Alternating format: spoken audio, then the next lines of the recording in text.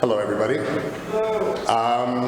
For those of you who don't know me, my name is Wojtek. I'm a dear old friend of Tim's, friend of the family, and for those of you I don't know, it's nice to meet you, and I'm sorry for whatever reputation has preceded me coming in here.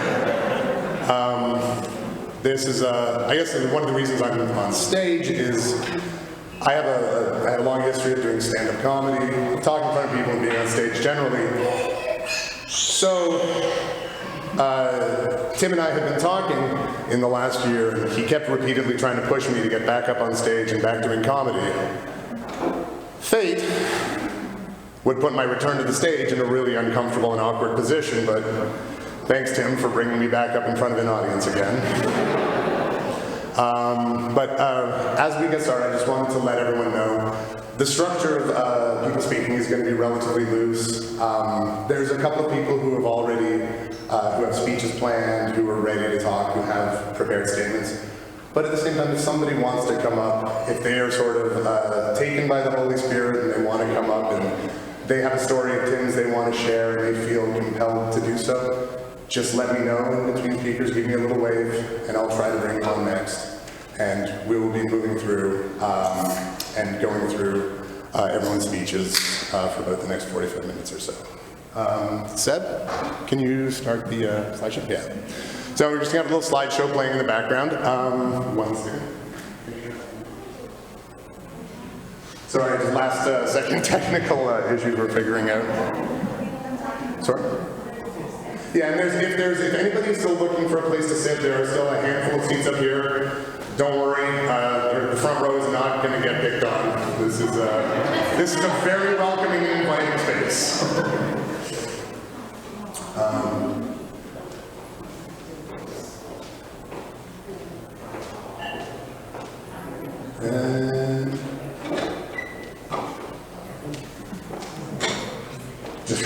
Yeah, we'll figure it out. Okay. So I will take the reins and get started with my speech, which, of course, in very true Tim fashion, I finished writing about 20 minutes before getting here. Panicked and furiously writing in the cab, so hopefully Tim's spirit of being able to extemporaneously come up with spectacular misses has come through me in this moment, so I'll do my best to meet that mark. So, one of the perks of getting older is that subtly and slowly, little sections of your memories, things that seemed like such permanent and indivisible moments in the continuum of your memory and your experience, bit by bit, they get hazier. Your mind's constant work of keeping up to speed in a world that moves quicker every day leaves some of the stories you look for being subsumed by the tides of your own history. We were young, invincible, and running high octane. The past was yesterday, 1, 2, 5 years ago. So close, you feel you could touch it. Reach back and revel in every beautiful moment of your life. But lives are busy. We're constantly learning, growing, and adapting. In those moments, we reach back to, review our footsteps, and reckon our future by our past, then drawing a line from it straight through today. But as a young idiot, you don't understand what reaching back 20, 30, or 40 years later means. There's so many small moments you don't remember anymore. And we think to ourselves that what we have that remains in our memories is the wheat. And all that we've shed is just the chaff. Large swaths of my childhood have melted away. Friends, crushes, relatives, teachers. So many things are just memories that are no longer gone. But I remember Tim. I can't remember what started our situation, but what set it off, but Tim managed to do something that got under my skin right away. I remember hauling back, trying to give him a little kick in the bum, when he managed to jump out of the way and scurry on down the hall, looking back over his shoulder at me. It was the first time I saw that expression on Tim's face, and we all know it too well. That impish little grin flashes like a Cheshire cat, like a mischievous sprite that climbed out of a storybook to lead you on an adventure. But he wasn't just the forest pixie, he was the forest, and he was the storybook itself. You flick on a light, you flick on a warm reading light, and the adventure awaited. And there were so many adventures. It was the kickoff. There were so many adventures, and if you will, that was the kickoff for the next 31 years of inspired or insufferable partnership. Depending on the weather, the tides, and the stars. We were both a collection of strange contradictions. We were long-haired, heavy metal morons in trench coats, trying to tickle the edges of the underbelly and the hard-to-reach corners of a lumbering, mercurial, and glorious world. Whether it was two long-haired dirtbags beating each other with the Tolkien-esque warhammers that were the headrests of my mother's Honda, while Metallica blaring out of the vehicle in an empty Burlington parking lot in the middle of the night, or staring at the stars from an empty beach, from an empty moonlit Thai beach, while very emphatically, and with the seriousness of Victorian archaeologists, pondering over the concept of a theology around a supernatural tuna in the sky. You had to be there. You really did. And that's the reality. That's what made Tim the storybook. Just an absolute font of intrigue, mischief, wonder, and an absolutely unself-conscious appetite for the magic of our world. And I was so blessed to be able to share in the building of that wonderful library that was the life of this rarest of creatures. And then along came Ivan, and it all made sense. The wandering listlessness in Tim's soul found its peace, and his wandering and meandering found its North Star. Tim's love for his son was a beautiful thing to witness, even if I could only observe it from half a world away at times. I marveled in envy at the peace, calm, and certainty of that love. It made me a better person to watch Tim come into his destiny as a Papa Bear. Knowing the love that he felt and the peace it gave him was magical to witness. Everything that he had done, all of his endless hours of poring, fretting, probing, and experimenting, all the trial and error, all made sense. And all of it was to share with Ivan, to impart, nurture, and explore. Two beautiful boys with boundless creativity, separated by a generation, both gleefully exploring the mystery and wonder of our world and the infinite depths of imagination. There's a saying in many cultures that implies, if you haven't left the world, you haven't left the world as long as someone's speaking your name. And the collection of storybooks that live on in Tim's oeuvre are tales that get handed down from generation to generation. They're folklore, parable, prayer, and limerick. And I feel blessed to be able to hum along with the melody for as long as I can, whatever comes next.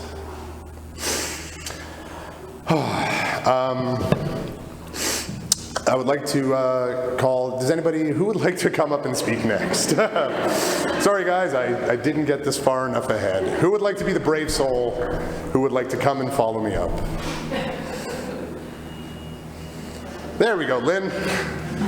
Please welcome Lynn to the stage.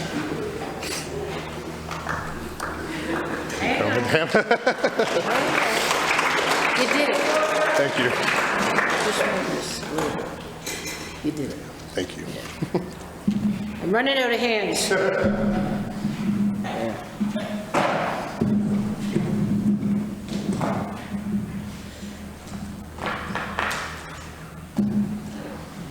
In case you're wondering who I am, Tim's still wondering who I am.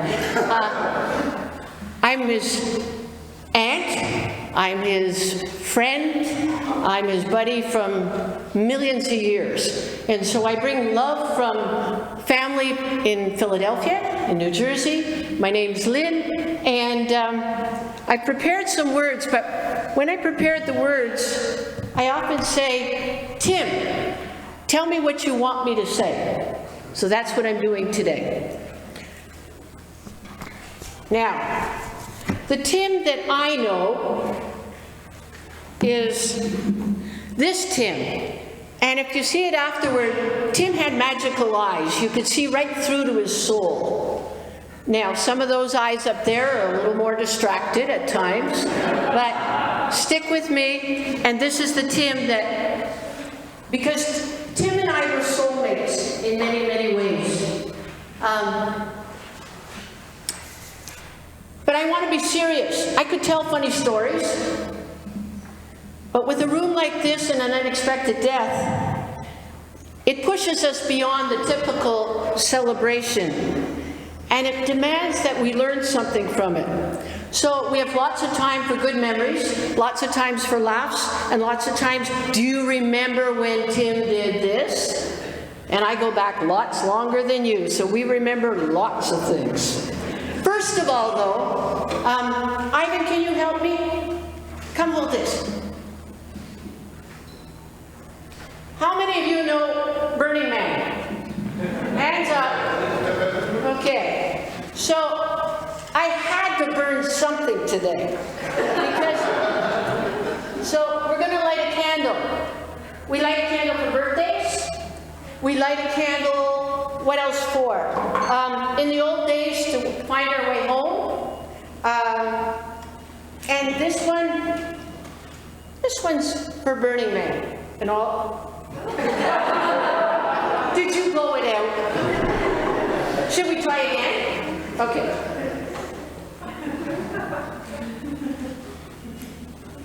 Now the match won't work,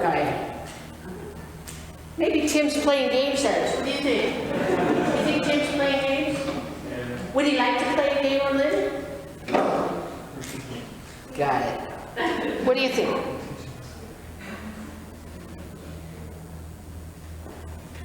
You know what? Isn't this representative of an unexpected death? Right? And Tim's having fun. So you know what we're going to put in there?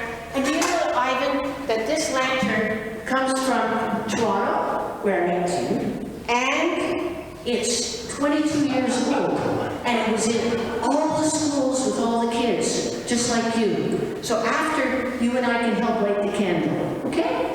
Okay, see you later, thank you. Old teachers never die. We never see the scripts of our lives, do we? We don't know what's coming. All we know is that in your heart and in my heart, we want to be together again somehow. True? True? Okay. Every one of us woke up this morning aware that we had a million feelings. We can't find the right words today, can we? And what we do say, the best thing is the hug, a COVID hug or whatever you want to call it. But would you want to be anywhere else today? No. Why? Because we love Tim, each in our own way. Today is not about sadness and goodbyes. It's about believing that there's more to life. Every picture you see tells a story. It's a time of love. And love is not ended. It's just changed. Think of Tim's heart. And excuse me, but love is not about perfection. Tim was no saint. And would anybody here put up their hands if they have reached sainthood? Okay, so we're on the same page. Well, we're celebrating his life and his love. What's this, Ivan? Prism? Do you like it? With the color? Well, why did I bring this? Because you won't remember a word I said. But you'll remember the prism. Because every one of us had a different relationship with Tim. And when the light shines, thank God we had no rain today, every one of us can remember different moments, different years, Think of the prism in your own life. Think of the shades and relationships over the years. And our journey is our journey. We're left with lots of questions. How many of you, a million times this month, said, "Why Tim? Why now? If only. I should have made that phone call." So don't sit with that. How many of you, when you see an obituary, you see the birth date and then a dash, and then the end date? Guess what counts? The dash. How did you live those years between then and then? It's not the quantity, it's the quality. Never forget the dash. And because I'm old, I need papers. I'm not here to ask us to deny the reality of the pain of Tim's death. But I'm asking us, what does Tim's death teach us? I believe that Tim's gift to me and my husband John and Tim loved each other. They were two philosophers. They belonged on a different planet. And they would go on forever. Tim's gift was his endless questions. He started young. He drove his parents crazy with the questions. His struggles, his insights, his wrestling with why is the world the way this is. Now, how many of you have kids? How many of you have nieces and nephews and that? You can learn more from them. There's a little book called The Philosopher's Club. And when Tim was young, really young, he had a million questions. Well, Lynn, can you ask a question about something you know nothing about? Can a question be an answer? Can an answer be a question? Is there ever a final answer to a question? How many of you remember conversations like that with Tim?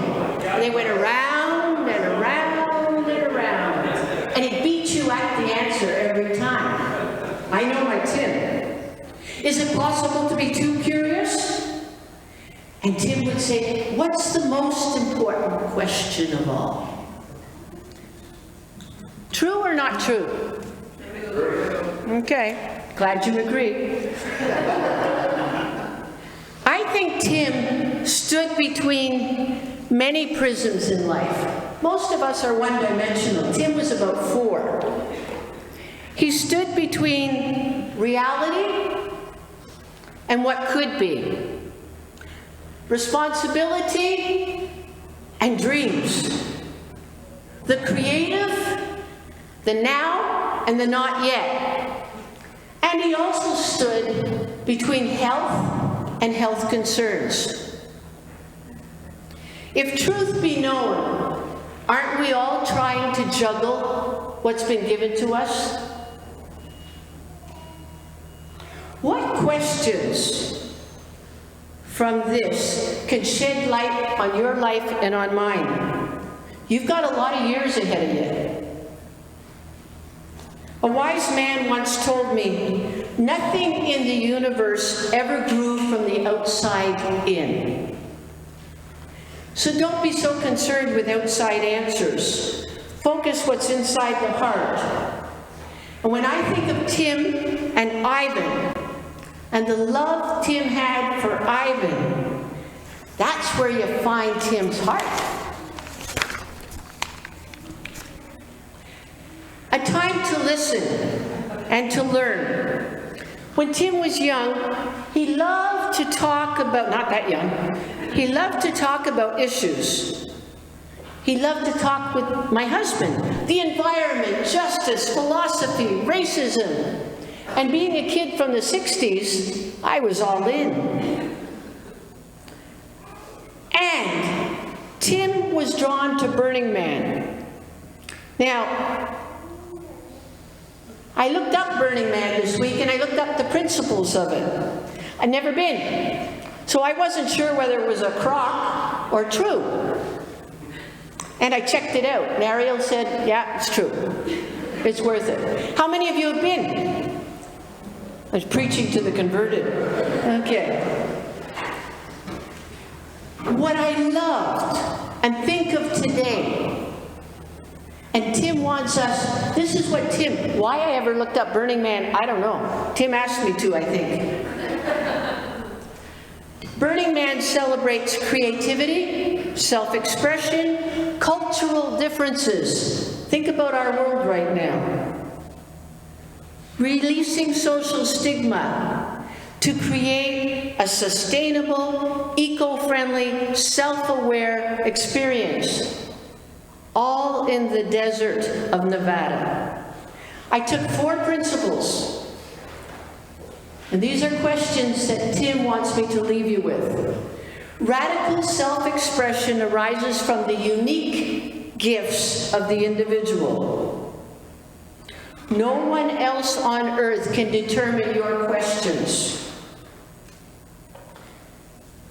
Can you remember a unique gift that Tim brought to you?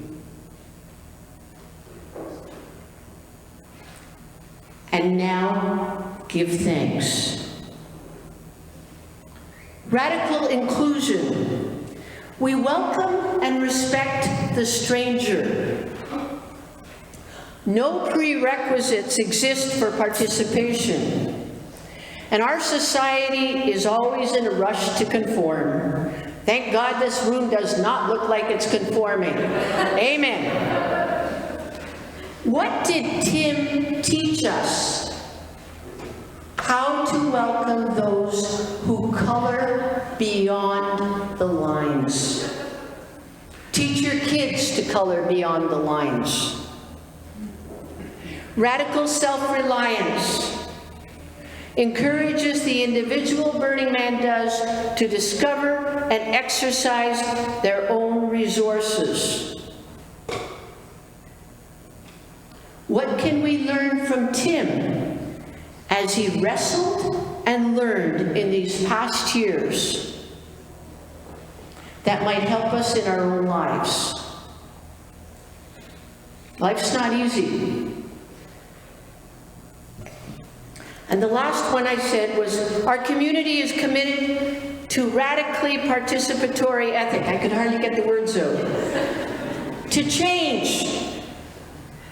And it only comes by our own participation. Walk the talk or skip the words. And that's what I used to often say to Tim. Don't give me those fancy words, go live it. And here might be the toughest question of all. And I'm almost done, so don't cry anymore, I promise. Tim wanted me to ask you this. How can my early death serve a purpose in your life? And it said at the end of life, you won't be asked how many friends you had, but how many people to whom you were a friend. Tim has lots to teach us about friends. Take a look around. Stop and look around. Come on. Move your heads. Move your bodies.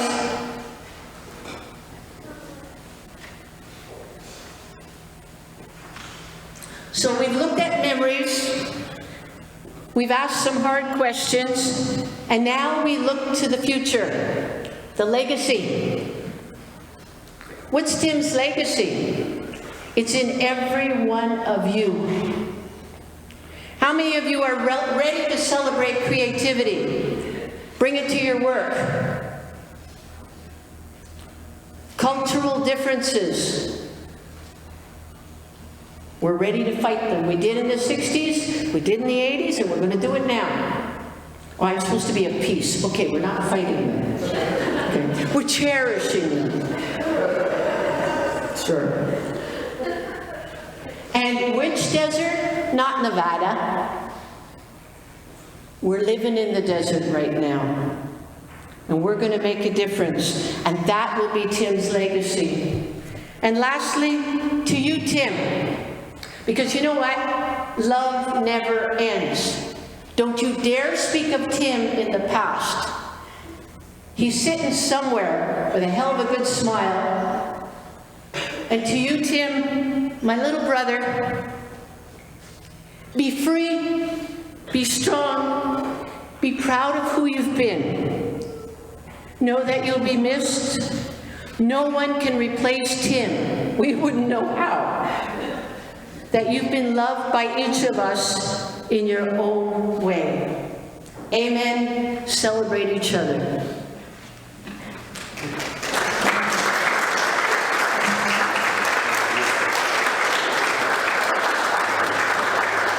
I'm going to leave this. Sure. We're going to light it later, I tell you. That, your point about the Tim in conversation threw me back to working on this slideshow. And like Tim, I was a person who just was obsessively focused on the creativity first, the joy and the serendipity of that idea, that idea metastasizing in you and just possibly coming forth into something magical you've never seen before. And it was that hunt and that desire that always brought us through just endless hours of insufferable conversation that were inaccessible to any other human being. It was a ridiculous jibber-jabber like twins had. And in the process of putting this together, I had a ton of footage from a road trip that Tim and I took in 2002 to go to Nova Scotia for a road trip to the coast. And this was shortly after Tim had spent time with Mark in Australia, and he came back and he became this pundit, this proselytizer of surfing. It was the way, the truth, and the source, and it was what was going to bring you through. And in the review of this footage, I found it was hours and hours of a camera pointed out a dashboard on the highways between Toronto and Nova Scotia. So there's a lot of useless footage I can't put up here, but there was hours of pointless conversation that was captured on the back of the camera. And it was amazing just to hear these just reams of extemporaneous, pointless conversation that matters nothing, but was everything. It was those little moments, the in-betweens, the things you never think of that just utterly filled the air for us. And in that footage, I found the very night before I had tried surfing for the first time, and Tim had been like an evangelist, standing on the pulpit going, tomorrow your life will change. You will be a new man. You will draw from this for the rest of your life. And, you know, being myself in the situation with Tim, I repeatedly kept telling him to shut up. Just that back and forth went. But in the same way that I remember the very first time that Tim and I kind of went back and forth and played around with each other, I remember that very first moment when I caught a wave and slid down the front of it just as viscerally now as I do then. And I have so many of those singular moments from a life with Tim that he brings you to this, he brings you to the mountain, he brings you to the stream, and he lets you drink. And you're the one who sits here and remembers for the rest of your life the taste of that water. So, you know, it's going to be stories like this that we're going to keep going, and we're going to, I'm sure any one of us, every time we see each other, that's going to be the first parts of the first 10 minutes of any conversation we have. And in that spirit, I'd like to bring Seb up to tell another wonderful Tim story. Thanks a lot. Thank you. Cool. Hey everyone, I'm Seb. I know some of you, but not all of you. I've known Tim for a really long time, so today I'm going to tell a story from around the time that I met Tim over 20 years ago. So, it was February 2001, and at the time, Tim and I worked together for a company that made very expensive websites, which back then was a bigger deal than it sounds like today. Our team had been invited to go to Montreal to pitch Cirque du Soleil to build them a very expensive website. And our team had worked really hard on this proposal, but I actually believe that Tim's enthusiasm in that meeting is part of what ultimately won them over. But this story is not actually about the pitch or about the work. But we had a really, successful pitch, and we were really happy about it. So we decided that we were, being in Montreal for the night, we should go out and celebrate. Even though we were in the middle of a giant snowstorm in February in Montreal. So this was a long time ago. Details of the evening are a little fuzzy, so I'm going to fast forward. If you can imagine the sound when you press fast forward on a VCR, like... Anyways, It's 2 in the morning, I'm standing in a snowbank, and I'm eating a $1 hot dog. Because Tim insisted that we stop at La Belle Province in Quebec, which is basically as if McDonald's had been born in Quebec. That's kind of what La Belle Province is. And I'm wondering, how did I get here? And why am I here? And then I turn around, and all I hear is, snowball fight! And Tim has managed to start a snowball fight at the corner of Sainte Catherine and Saint Denis, which for anyone from Vancouver is basically like Robson and Granville, roughly. And an Anglophone in Montreal starting a snowball fight at 2 in the morning probably wouldn't go well for most people, but somehow Tim managed to get everybody laughing, everybody cheering, everybody throwing snowballs, and it was kind of amazing. And that was one of the first times in my life that I witnessed what I kind of referred to as Tim's aura of mischievous kindness. You know, that he had this talent to like kind of create these situations that in a lot of cases seems like they wouldn't go well, but end up somehow miraculously going well. So that was one of my first experiences there, and really kind of cemented the fact that like this is someone that I want to have in my life for the rest of my life, and it's one of the things that I'm probably going to miss the most. So that's it.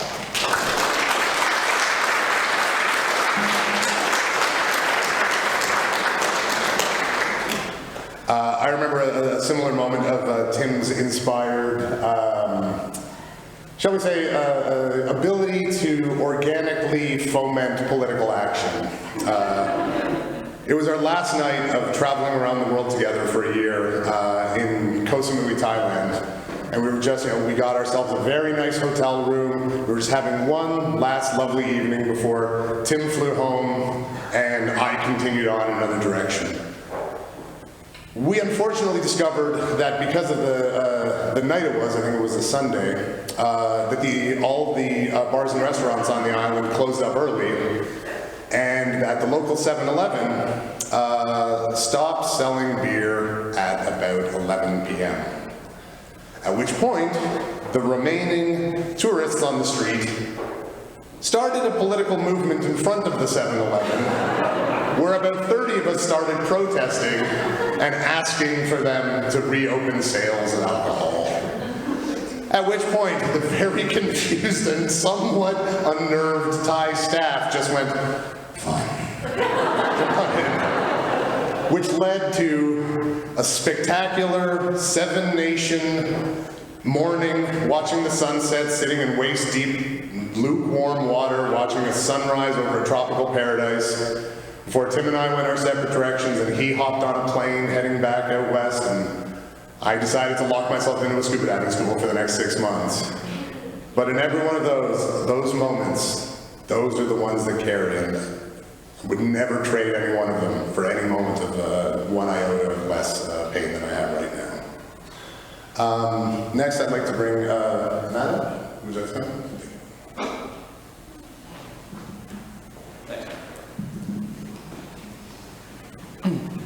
So, hi. My story kind of builds on what Seb was just talking about. My name is Matt.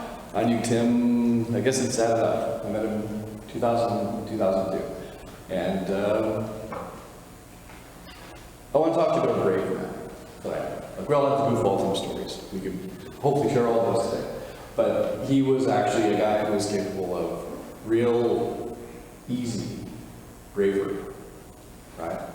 Somewhere between fearless and foolhardy, but it came to him pretty naturally. So, well, for Seb and Wojtek and Sharpie, this might be a couple of details here. I was originally moved to Toronto, asked to take over the Up Digital studio where Tim worked, and I was basically told by the manager of New York, go up and shut it down. We don't think it's working.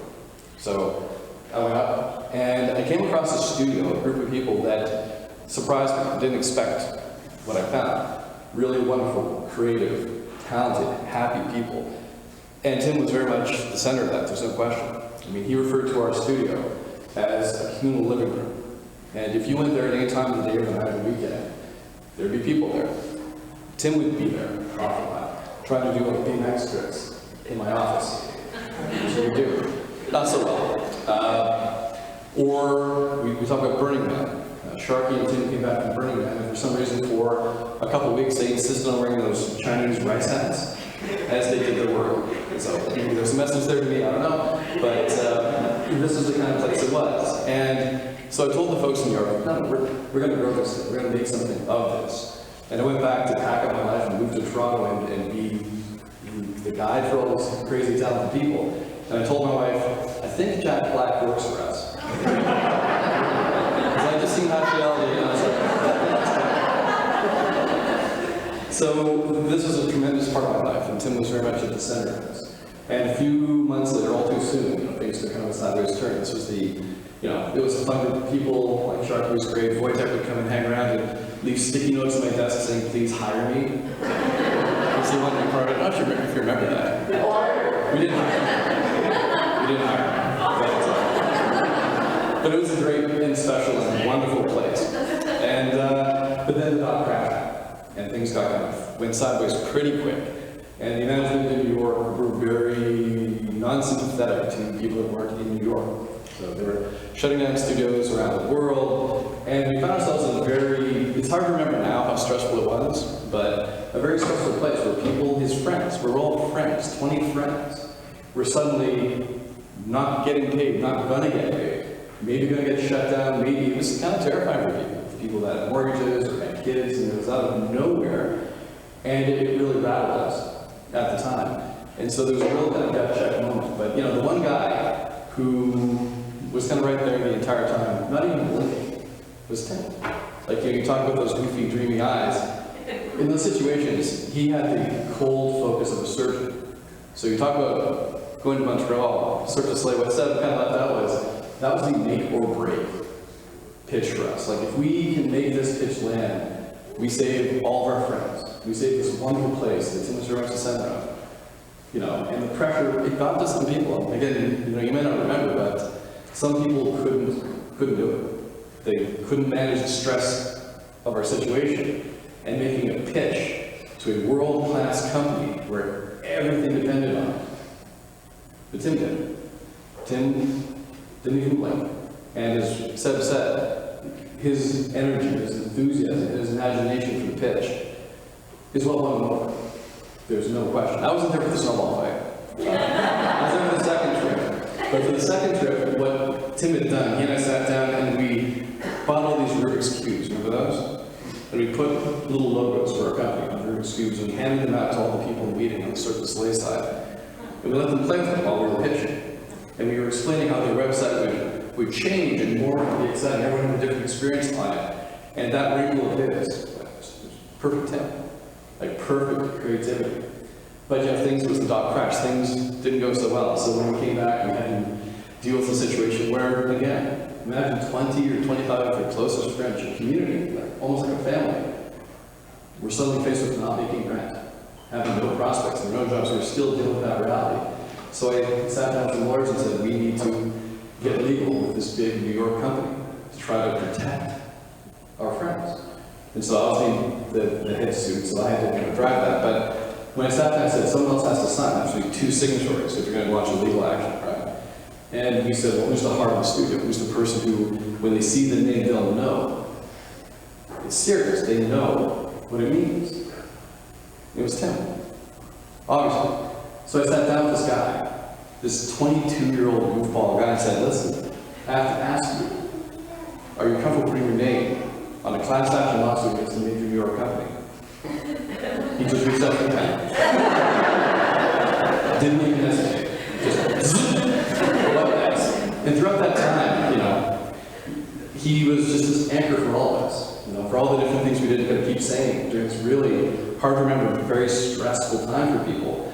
And I would often talk to myself about, hey, look, we have to find a way to put the pin back in this grenade. We have to find a way to make things good for everybody. And one day, at some bar in Queen Street or something, he said, hey Matt, I think I found that pin you've been looking for your grenade. And he held out like a metal pin that looked like it come from a grenade. Where the hell did you get this? And well, he vandalized the fire extinguisher. Whenever we would sit down and whenever we would talk, as a group of what was happening next, I'd always bring that pin with me and put it on the table in front of us. And we'd all talk. And that was like a little ritual. I kept that pin with me. I really tried to find it hard this morning. It's lost someplace in my house. But look, the good news is, because of Tim's courage, just reaching out for that pen, doing that pitch, hanging there, we prevailed. And so all those people, all those friends, Your father rescued his friends. That's the thing I learned about. As well as the goofball guy. And we'll talk about those stories later. Tim was a brave man. I miss him already.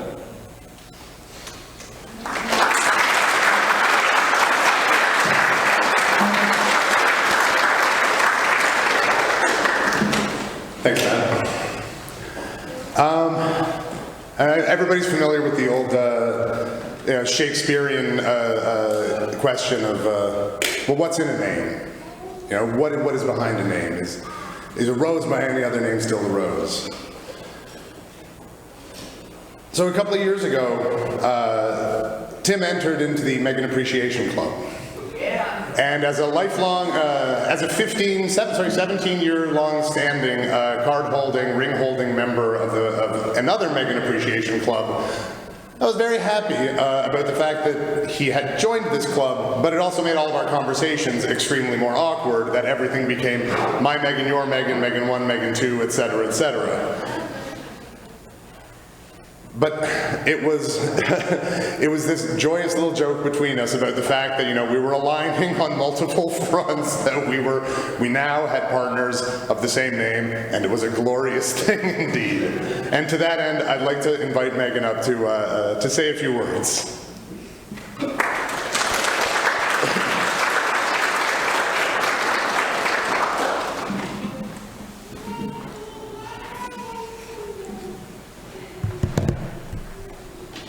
I'm a real crier, so sorry.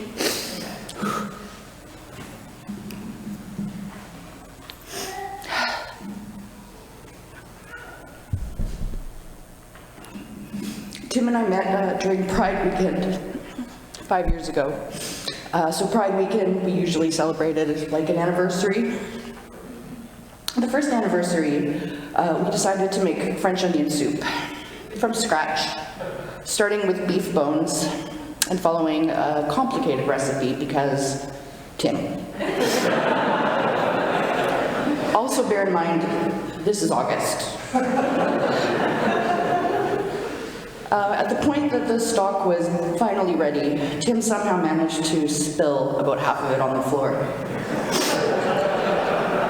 And so, because Tim, panic ensued.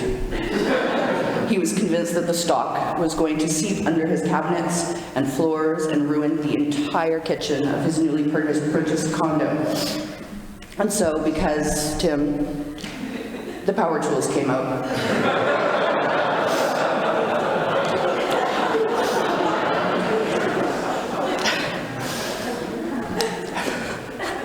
And a kick plate was removed so that we could dry up the spill. But because Tim, he managed to finish the soup. And it was really, really good. And that's what our 5 years together were like. Sometimes overly complicated, occasionally calamitous, often comical, but ultimately really, really good. That's all I got.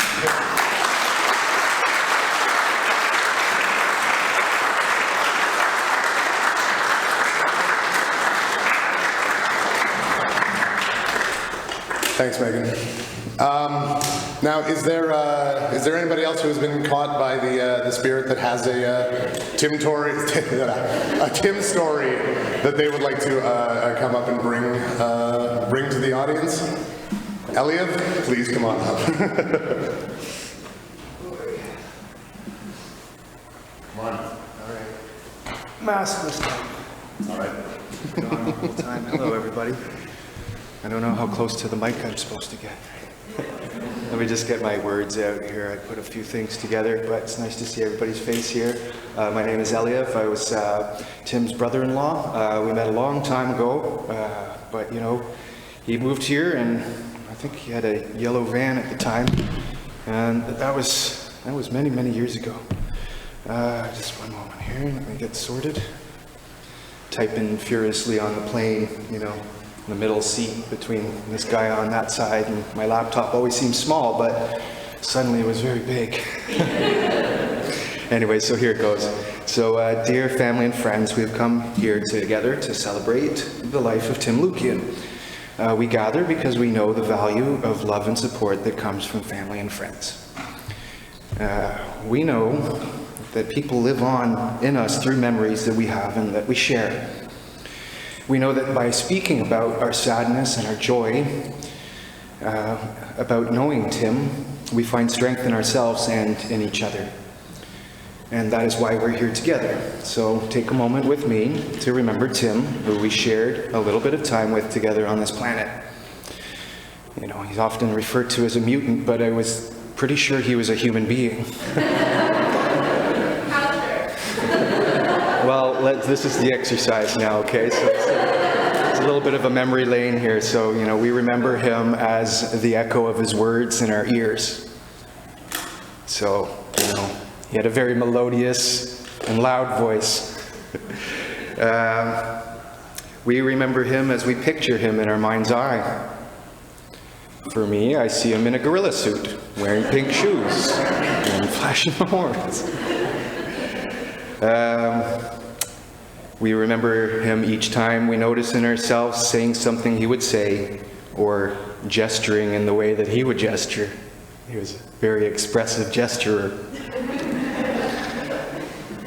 We remember his laughter and his tears. We remember his strengths and his areas for improvement. We remember his wit and his praise. We remember his attempts and his achievements. We remember his never-ending jokes and his epic stories. We remember his falls and his triumphs. We remember things we did together and things left undone. I still have a book on my shelf from a book club that we had a long time ago, Umberto Eco. It's still left undone. We remember all the silent and unspoken ways that he affected us, and we give thanks for his presence in our lives. One of my favorite authors, Jorge Luis Borges, he wrote, "Who of us has never felt while walking through the twilight or writing a date from his past that something infinite has been lost?" And the world has lost its Tim. We've all lost our Tim. Just as one loses an image in a kaleidoscope, and I think this has come up a number of times today with Prism, with the Rubik's Cube. You know, everybody had this sort of image of Tim, an image in a kaleidoscope, and, you know, it's like a magic number that you kept in your mind that you remember when you were small, but, you know, maybe it changes over time. But as keepers of his memory, we may see him again, and we may not even realize it. You know, a passerby whose profile reminds us of our friend, the sound of a coffee grinder whirring, or scraping a cast iron pan the proper way,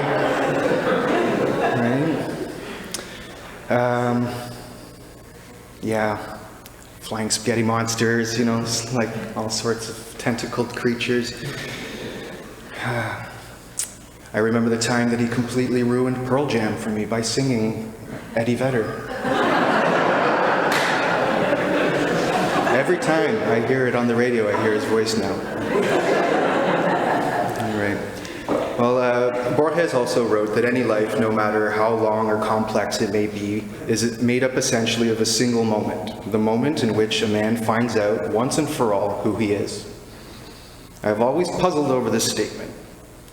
But for Tim, I think this moment was when Ivan arrived. Ivan Grizzly Lukian, your papa Tim was quite a guy. You have some big shoes to fill. I wish I had the right words to say, but I'm here with special wishes from your cousins Alia, Aviel, and your Auntie Em, and what I can say is how much we all love you. Another of my favorite authors, Frank Herbert, wrote that a child who refuses to travel in his father's harness, this is the symbol of man's most unique capability. I do not have to be what my father was. I do not have to obey my father's rules or even believe everything he believed. It is my strength as a human that I can make my own choices of what to believe and what not to believe, of what to be and what not to be. And we all know that Tim liked to do things his own way. So, Ivan, we hope that you carry on this tradition. So let us celebrate Tim's epic life. Of course, sadness and joy may return to us at unexpected moments, and that is as it should be. We do not forget the friends and family that have already departed. At best, we become used to them being absent. May peace be granted to us, we who mourn, and be a comfort to all who are bereaved. And then let us say, to life, because the light of life burns on. So I'll just leave this off with a quote by Rufus Wainwright. I think the moment you mention death, people run for the hills, unless it's heavy metal. People don't really like death, but we all know that Tim liked heavy metal. All right, thank you.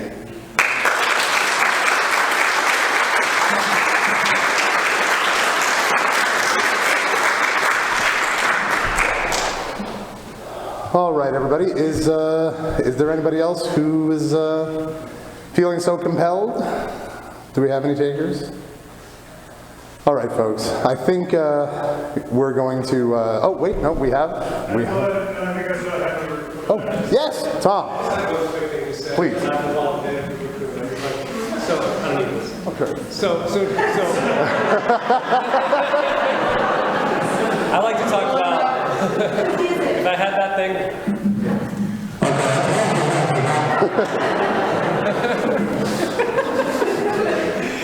Tim is an audiophile and really think that joke was pretty funny. And that's kind of what I wanted to say. So we're here to, and that was fantastic, Lynn, thank you so much for did I get your name right? Lynn, yes, okay. Because we're here to take the gifts that Tim has bestowed on all of us and carry them forward in our lives, right? To take something of someone who's so special and unique and precious and find a way to apply it so that we can all become better in our own way for it. And to me, it's so many things, but I'll wrap it up to say that Tim, what I loved about Tim and what I carry with me is his appreciation for quality and workmanship and like the process and the depth of living. Now, I don't know, we all know people in life who kind of just wade through life, you know, they acquire things that make them happy and they themselves live happy lives. But they don't try to probe too deep into life. The fact that like what's right in front of you and the things that look at us on our screens, there are so many things below that superficiality. And Tim actively pursued those things. He went after them. You know, just as a way of example, I inherited just a couple of pieces of his audio equipment. One piece in particular, I didn't even know what this thing was. I'm a guitar player too, right? And so basically this thing's like it's a spring reverb chain. It's an analog spring reverb chain. It's completely unnecessary. You don't need this thing at all. There's like digital tools that do a fantastic job of exactly what this thing is. But yet, he decided, you know, I'm going to build an analog spring reverb just because there's a depth to life and he wanted to know and experience that depth. Completely unnecessary. But it is the pursuit of that passion for living, to dig deep, to find out things, to find out, because it's when you find that place that you realize that the world is a wonderful, beautiful, deep, fantastic, loving, awesome, enriching, exciting place. And in every conversation, we've talked about this a couple of times, but in every conversation you've ever had with a guy, he's searching for that. He's searching for that depth and that wonderment. And that's why it was such a joy to be in his presence. And that's why it's such a joy for me to be able to talk to you about him today.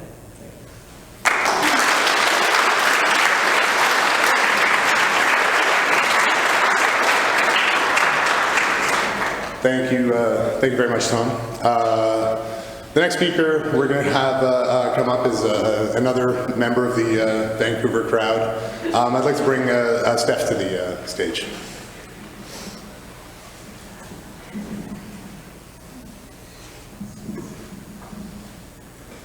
Hi, everybody. I'm not really one for public speaking, so forgive me my nerves. I didn't prepare words for today specifically, but the only way that I knew how to honor Tim was to write him a letter. And so this is something that I posted on Facebook, so some of you may have heard it already. Tim, how do I find the words to convey my love for you, my brother? We made it through so many transitions in life at similar times. We partied our asses off and relished in the feels of every moment together. I've known you half my life, and I feel like I've known you for many lifetimes. When I heard you'd moved on to the next plane of existence, I immediately took the time to learn what you had to offer in your time here. Your unbridled creative energy completely inspired me to do everything that felt authentic to me and to express it. You taught me how to always hold my head up and flip the bird to the stuff in life that just didn't matter. I always felt like I could talk to you about the highs and the lows and be accepted for all that we are as humans. This is our dynamic. I will miss you forever, and also I know I will find you again.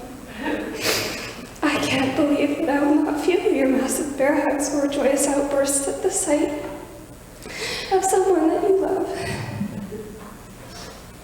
But I will always remember them in every encounter I have with everyone you knew and everyone who loved you. The daffodils are out right now, my friend. What a lovely reminder of the sunny joy that you embodied when you saw me. I'll catch you on the flip side, home slice.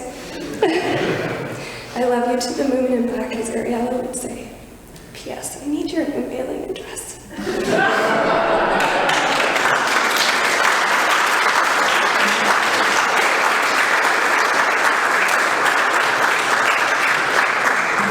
Thank you very much, Steph. Is there anybody else who's coming up? Chad, please come to the stage.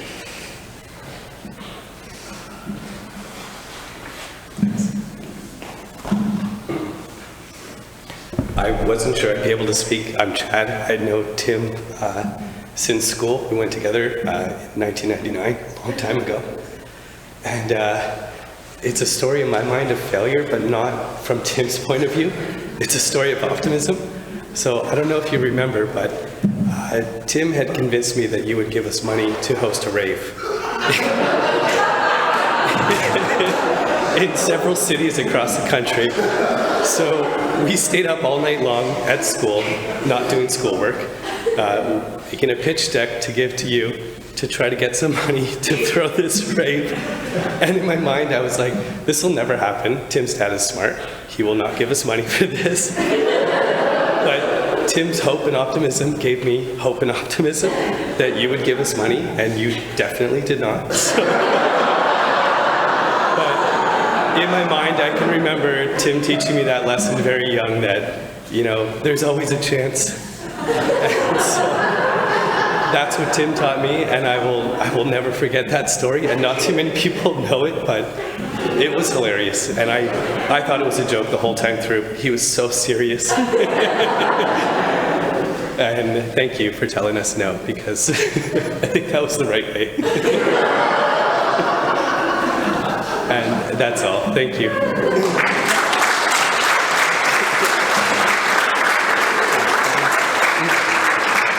Thank you very much, Chad.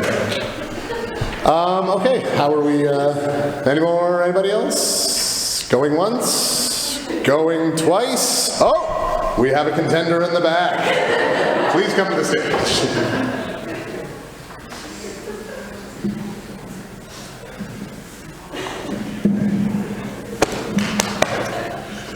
Hi everybody, my name is Blair. I know I don't know a lot of you, but because of the reason we're all here today, I know I'm not in a room of strangers. I want to thank Wojtek and Lynn and everybody who's spoken so far, because I had no intention to do this myself, and I wouldn't want to take the time away from anyone else who wanted to share, but all the memories and the good vibes have just made me want to share some of my own. So I guess you could say I'm 6 degrees removed from Tim, if that was possible with that guy, but only in as much as to say that I met him through friends, through the love of my life was good enough to introduce me to her circle of friends, and with them came Tim, and came a lot more love and fun and good memories from here on the coast. But I'm going to share one specific thing that's not particularly extreme or extravagant, but has some special significance for me. So, you know, as Tim and I got to know each other, we did bond in certain ways. We both became fathers, very, very close to each other, only a couple months apart. And we lived in the same neighborhood for, you know, we had barbecues and bourbon in common. But then, you know, there was a point in Tim's life where, you know, he took himself out of the East Van circle, and he and Ariella and Ivan were up in Squamish. And as someone who's since moved out of town as well, you realize how isolating that can be when you're all those friends you had or something like, yeah, we'll come see you, and months go by. But so finally, Ariel, my wife and I, and our daughter Iris were kind of like, yep, a weekend in Squamish with the family. Here we go, we're doing it.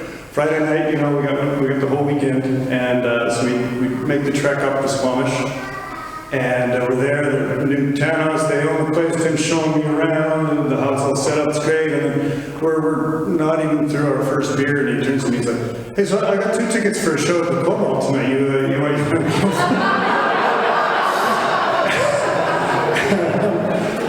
Yeah, I do.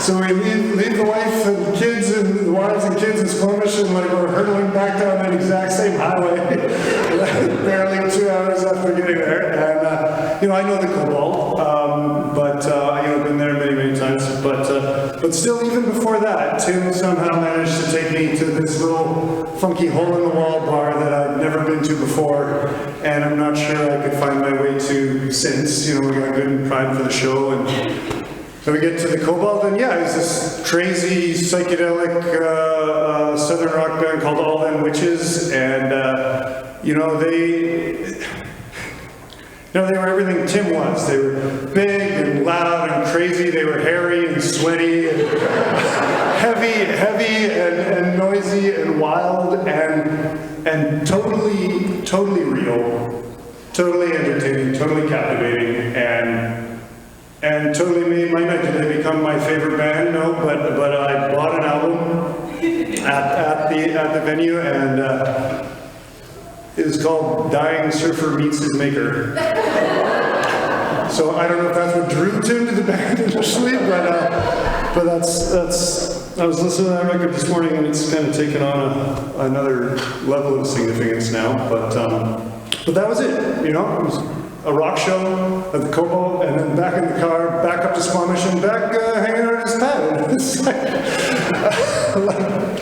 like nothing had happened, except, you know, everything had happened. And that's, I think, an experience we can all relate to with Tim. And that little incident is going to take on extra significance for me now, because life being what it is and time being what it is, that's actually the last time I ever saw him. So there's, but fortunately, because of what an awesome evening it was, I really don't have any regrets. You know, of course, we always like to spend more time, but if that's how our friendship wrapped up, then I'm grateful, and I'm grateful to get to share that with all of you today. Thank you very much.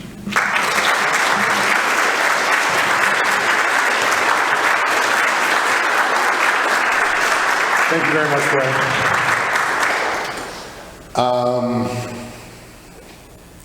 Yeah, I was thinking about that exact sort of idea of like how, as Lynn was sort of saying, how are you marking the time? Like, how are you marking, and how are you questioning, and how are you interrogating yourself in the way that Tim would you? How would you be checking in with yourself the way you do with Tim?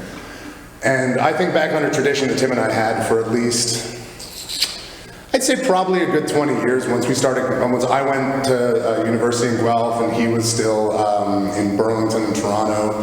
As we sort of, as life went apart, we'd get back together, but every time we'd reconnect, the first time we would hang out, it was what we would call our State of the Union. So every time we saw each other after a long period, we had the planned State of the Union, the full catch-up, the full Monty. So what I did the same day that I'd heard that Tim passed, I entered into my calendar on my iPhone and set a recurring event for every year from here until eternity, that as long as I'm around to see it, on March 3rd, my phone is going to ask me, State of the Union. How am I checking in? How am I doing? What am I doing? I have to internalize the Tim that would have interrogated everything I've done with myself for the last year. I have to look at myself as critically as he would have and call out everything that I would have made excuses for, put away on the table, and try to internalize one of the few people who will ever know me in such a capacity, and then be able to take that and try to hold that within myself. And I look forward to having every year that event be a perennial reminder that reminds me that I may not have Tim with me, but he is always there, and he always will be. Do we have any more speakers that want to come up? Anybody else? Going once? Oh, yes we do. We have a take over here. Mr. Eicherman?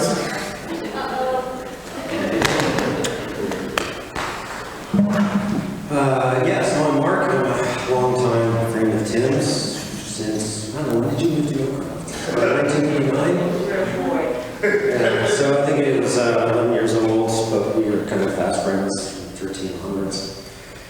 I just want to talk about Tim's weird brain.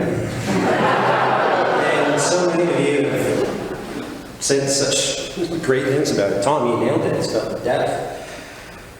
He was able to really just zero in and go deep on something. And I mean, that's kind of what was the core of his character and who he was. But, it also allowed him to really sort of see who you were. He's one of the smartest people I've ever known. And not only that, but he had such emotional intelligence. He's such empathy, such understanding. I don't know anyone that's known me as much as he has.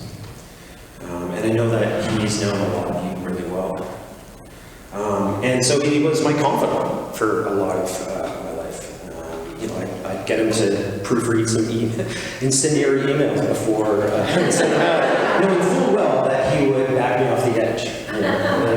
He was, he knew stuff about me that, nobody else will ever know. So I had a personal crisis about a year and a half ago, and he picked me up. Then we sat down and we talked for a while. And, he just listened to me without judgment. He just listened for hours, asked more questions. He went deep with me about how I was thinking, how I was feeling. And afterwards, he took that, compacted it, and then returned it back to me and said, "Hey, Mark, it feels like this, right?" And I'm like, "Oh God, I didn't even realize that." He figured it out for me. He was able to digest it, understand it, and then give it back to me. And, that's kind of what made it hit for me, a week or two after he died, is that I needed his advice. I needed to call him. And, it was such a gift that he had to be able to really kind of see inside of who you are, and he just didn't judge it. He saw all of my problems, and he accepted that. Tim's weird brain was his superpower. And he was also the source of a lot of his hilarity as well. Who here has a rabbit hole story, some esoteric conversation that they went down? Right? He's also the most accident-prone person. Right? So who here has Tim hurting himself? Small, large? Yeah, it's probably the majority here. So I hope to hear more of those stories. I have so many. A lot of those stories are not going to be, not the right place to talk about them here. But I would like to hear more of them later on. I really would. You know, the rabbit holes that he went down and the, all the little injuries that he caused himself. So, to Tim's weird brain.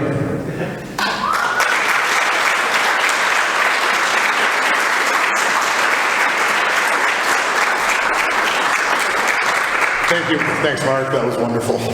I imagine everyone's butts are getting a little bit sore, and everyone's kind of looking to get up and move around. Is last chance for anybody else who wants to come up and hop up while we're all still seated around? In that case, what we're going to do, first off, I would like to, on behalf of the family, thank everybody so much for being here today. And I know that for all of us, this is, there's no other place in the world I'd rather be right now.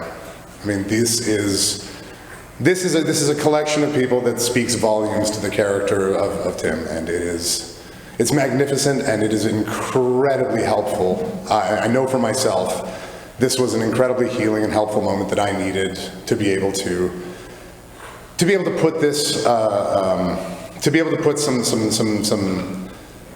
meat on it. I mean, being here throughout the whole process, I've been in Nova Scotia the whole time.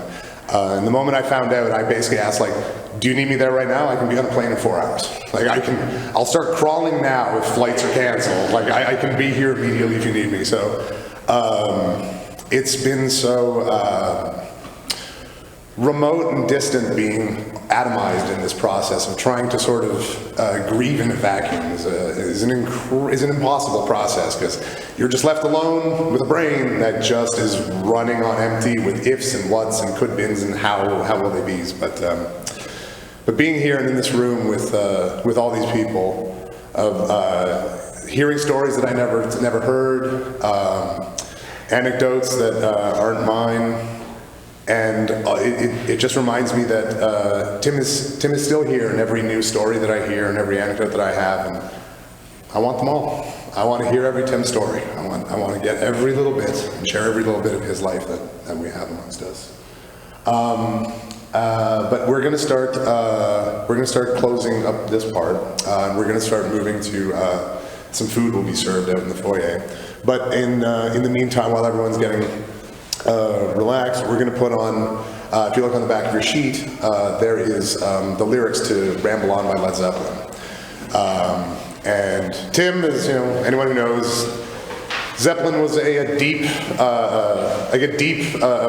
that ran throughout his life. His musical tastes changed and waned and went up and down and back and forth, but Zeppelin was a thing that was sort of always there and in his heart.